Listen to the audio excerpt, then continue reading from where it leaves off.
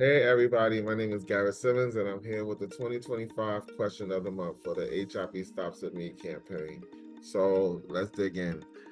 Hey, so I hope everyone had a relaxed weekend and week and with everything that's going on. Hopefully everybody still has a job, with everything that's going on.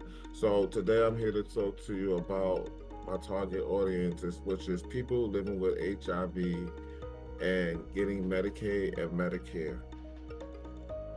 So my first thing that I want to point out is that people who are living with HIV, whether it's in New York City or New York State, are about to lose, and everywhere pretty much across the board, are about to lose services with Medicaid and Medicare. And who knows what that looks like for any of us. A lot of us depend on our medications to make sure that we are healthy, make sure that, we can live to see another day. And now who thought the day would come where you know, president steps into the office and tells everybody that he's cutting these programs that are crucial to our life. How dare him? I think that one thing that's most important that we should do is use our voices.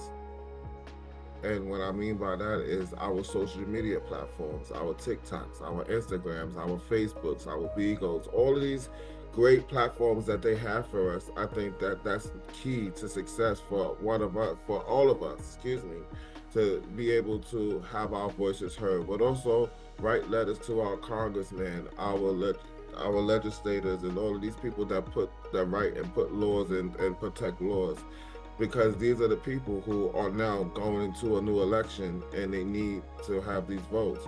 So if they want their votes, we also need our voices heard. I say that no one voice is greater than the other. I say that we all of our voice together comes in unity.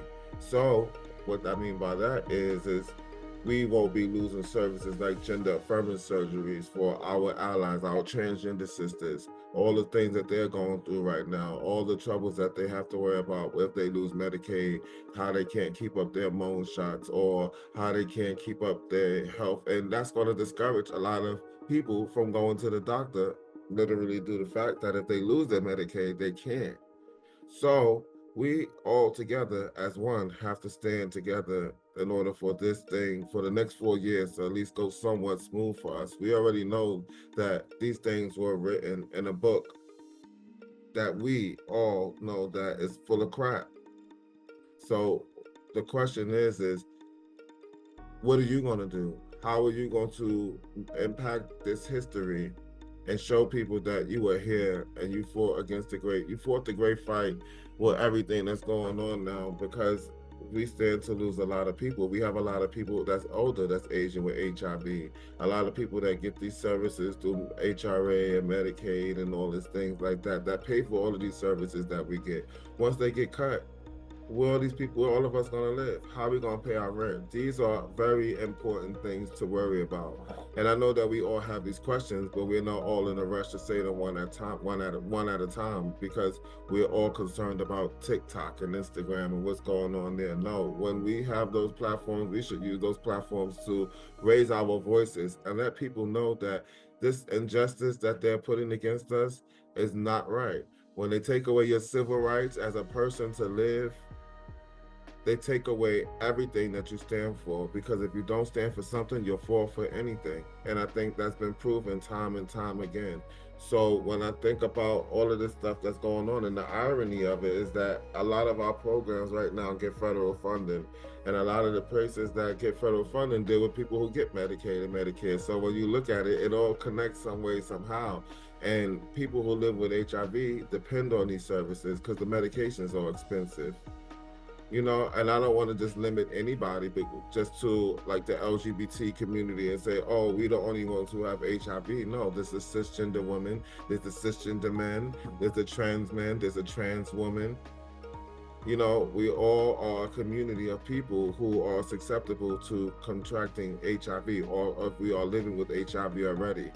How do we prevent these things from happening to us and to our communities and to our kids and to our nieces and to our nephews? And the only way to do that is to use your platforms, use your voice, raise your voice, let people know that you are there. Because if they don't, they'll step over us. And that's it.